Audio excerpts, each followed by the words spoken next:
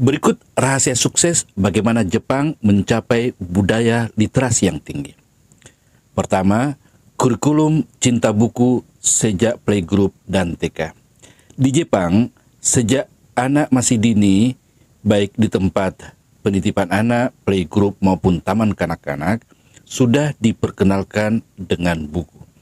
Membacakan buku adalah pilihan yang dirancang dalam kurikulum mereka agar sejak dini mereka senang dengan buku. Ini bukan soal target cepat-cepatan pandai membaca, tetapi faktor psikologi yang sengaja ditanamkan agar anak senang dengan buku. Pilihan inilah yang kelak berkelanjutan sampai mereka tumbuh besar dan bahkan sampai menua. Ini yang disebut dengan belajar dan membaca sepanjang hayat. Karena yang ditanamkan adalah kecintaan pada buku terlebih dahulu. Upaya meningkatkan kecintaan anak terhadap buku adalah melalui membacakannya, bukan mengajarinya membaca. Mengajari anak membaca, apalagi dengan cara yang konservatif, justru akan membuat anak menilai bahwa buku sebagai objek yang menyusahkan dirinya, tidak menarik dan membosankan, sehingga pada saat dewasa mereka akan menjadikan buku sebagai beban, bahkan sebagai musuhnya. Aktivitas rutin anak playgroup, tempat penitipan anak maupun TK, dibacakan buku 3 kali dalam sehari, yaitu ketika anak-anak selesai senam di pagi hari, dilanjutkan pada siang hari dan sebelum pulang sekolah. Ketika anak akan pulang sekolah, mereka diminta memilih satu buku yang mereka sukai. Buku itu dibawa pulang, lalu minta kepada ibu dan ayahnya untuk dibacakan. Keesokan harinya, anak diberikan kesempatan bercerita 1 atau 2 kalimat tentang buku tersebut. Tidak harus lengkap dan sempurna, yang terpenting adalah anak terbiasa mengekspresikan apa yang dipahami dari buku dan bagaimana interaksi keluarganya dengan buku. Itu yang diceritakan. Hal ini terus berlangsung sampai anak-anak Jepang masuk ke SMP atau jenjang SMA. Praktiknya tiada hari tanpa buku. Pada jenjang SMP dan SMA, mereka diminta untuk meminjam buku di perpustakaan. Boleh memilih buku dengan topik apa saja sesuai dengan kesukaan mereka. Selanjutnya, mereka harus membuat rangkuman tentang apa isi buku tersebut. Kedua, kegiatan membaca buku 10 menit sebelum belajar. Kebiasaan gemar membaca di Jepang dimulai dari aturan khusus membaca pada lembaga-lembaga pendidikan, dimulai dari tingkatan sekolah dasar. Sebelum jam belajar dimulai, biasanya para guru di sekolah-sekolah Jepang akan mewajibkan muridnya untuk membaca buku selama 10 menit. Jenis buku yang dibaca bebas dan tidak dibatasi hanya pada buku-buku pelajaran saja. Aturan ini sudah berjalan cukup lama di Jepang. Kebijakan ini dinilai cukup efektif untuk membiasakan masyarakat Jepang agar giat membaca sejak dini. Salam edukasi, salam inspirasi. Semoga mencerahkan dan mencerdaskan. Selamat berjumpa di channel 10 Menit Menginspirasi. Untuk teman-teman insan pendidikan, guru, orang tua siswa, mahasiswa, dan siapapun Anda yang memiliki rasa ingin tahu tentang pendidikan, persekolahan, dan pembelajaran.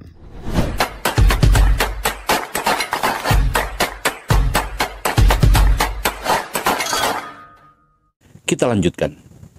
Karena budaya baca telah mengakar dalam kehidupan sehari-hari yang mulai ditanamkan sejak TPA, TK, SD, dan seterusnya, sehingga menjadi bagian budaya orang Jepang. Maka tidak heran jika banyak pemandangan umum yang menunjukkan bahwa memang masyarakat Jepang gemar membaca. Berikut 15 di antaranya. Kebiasaan membaca di ruang publik. Masyarakat Jepang memiliki kebiasaan membaca buku yang tidak hanya dilakukan di sekolah atau di perpustakaan atau di toko buku saja, namun ruang publik pun sering dimanfaatkan sebagai ruang baca bagi orang Jepang. Tidak jarang kita menemui mereka sedang asyik membaca buku di tempat-tempat umum seperti di kendaraan umum. Selain itu, kegiatan gemar membaca masyarakat Jepang juga didukung dengan adanya fasilitas-fasilitas khusus seperti tersedianya buku bacaan pada ruang tunggu di klinik, di hotel, restoran, dan tempat-tempat umum lainnya. Perpustakaan umum yang ramai.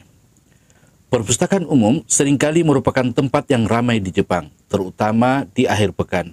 Banyak orang, termasuk keluarga, menghabiskan waktu di perpustakaan untuk membaca buku dan meminjam buku tersebut ketika mereka pulang. Bukan hanya fasilitas perpustakaan sekolah, perpustakaan di tempat-tempat publik seperti ruang tunggu dokter, apotek, ruang tunggu di stasiun pun dengan mudah ditemui adanya perpustakaan kecil yang menyediakan buku-buku. Perpustakaan juga tersebar luas hingga ke wilayah pedesaan di Jepang. Perpustakaan daerah juga memiliki petugas yang menjaga dan mengurus perpustakaan dengan baik, dengan fasilitas yang lengkap dan nyaman bagi para pengunjung yang hendak membaca buku. Perpustakaan sekolah yang aktif. Di sekolah-sekolah, kita akan melihat perpustakaan yang aktif dengan siswa yang sering mengunjunginya untuk meminjam buku dan membacanya. Keberadaan perpustakaan menjadi prioritas utama dari pemerintah dalam hal fasilitas di lembaga-lembaga pendidikan di Jepang. Sarana yang wajib dimiliki setiap sekolah, termasuk juga TK dan TPA, adalah perpustakaan itu. Setiap hari, anak-anak TK dan TPA diperbolehkan membawa buku atau meminjam buku di perpustakaan. Toko buku yang populer. Toko buku besar seperti Tsutaya dan Kinokuniya Shoten adalah tempat yang populer bagi pencinta buku di Jepang.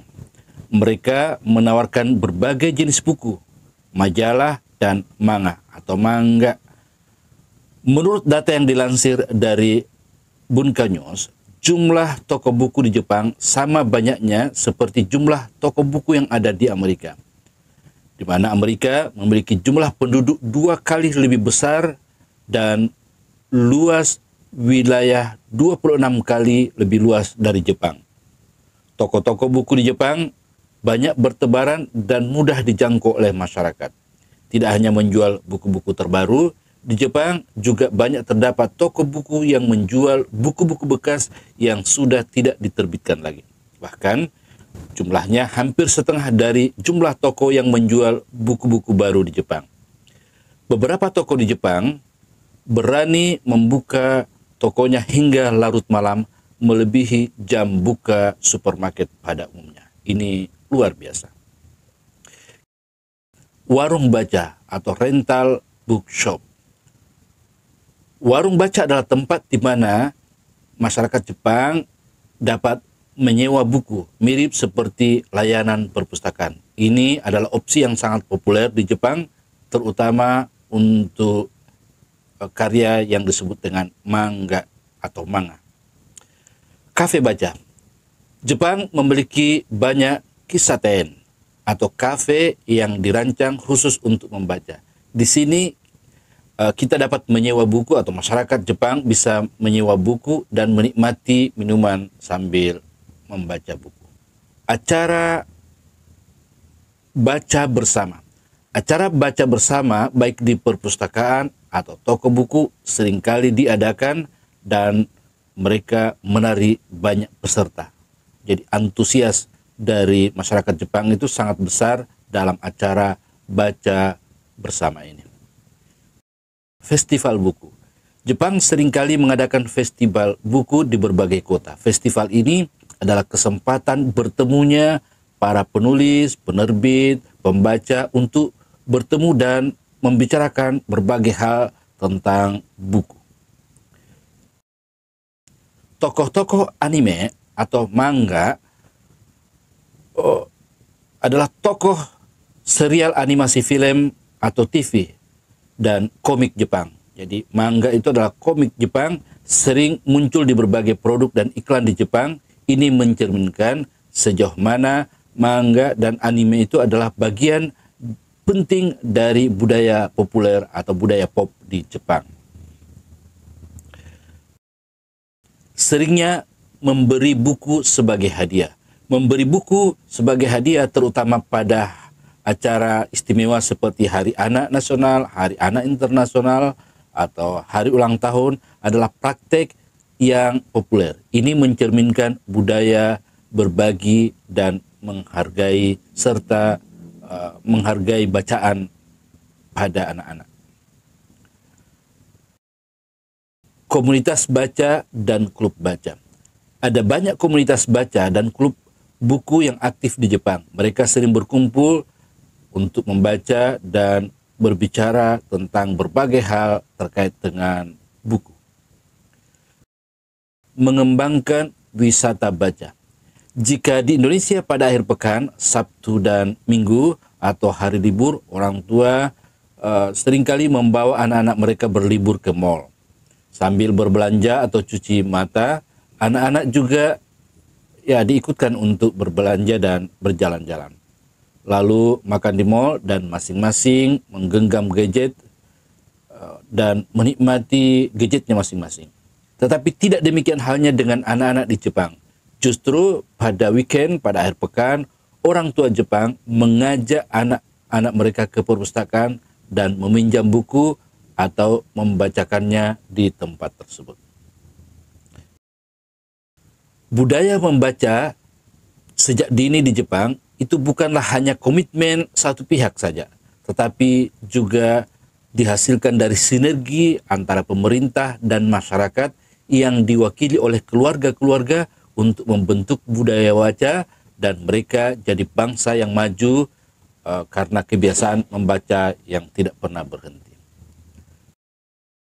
Tachiyomi. Masyarakat Jepang telah mengenal budaya kegiatan membaca buku gratisan di toko buku sambil berdiri yang bernama Tachiyomi. Toko-toko buku di Jepang banyak yang menyediakan buku dengan kemasan yang sudah dibuka, khusus ditujukan bagi orang-orang yang hendak membaca buku secara gratis. Pihak penjual biasanya membiarkan mereka begitu saja kegiatan Tachiyomi itu. Mereka tidak sedikit pun merasa dirugikan dan malah menganggap bahwa semakin ramai orang-orang membaca buku di tokonya, semakin besar pula kemungkinan orang-orang tersebut akan kembali pada keesokan harinya, pada hari-hari selanjutnya, dan berpeluang membeli buku pada toko tersebut. Meskipun Jepang memiliki akses yang luas terhadap teknologi dan gadget, budaya membaca yang kuat membuat anak-anak Jepang lebih cenderung memilih membaca daripada menghabiskan waktu dengan gadget. Mereka disadarkan akan manfaat membaca dan mengembangkan pemahaman dan imajinasi. Bagaimana di Indonesia? Di Indonesia, budaya membaca masih perlu lebih ditingkatkan lagi. Masyarakat kita secara umum belum memiliki kebiasaan membaca yang kuat, terutama di kalangan anak-anak. Minat baca masih perlu lebih dibangun melalui program-program literasi yang efektif di sekolah-sekolah. Pendidikan literasi masih menjadi tantangan bagi masyarakat Indonesia.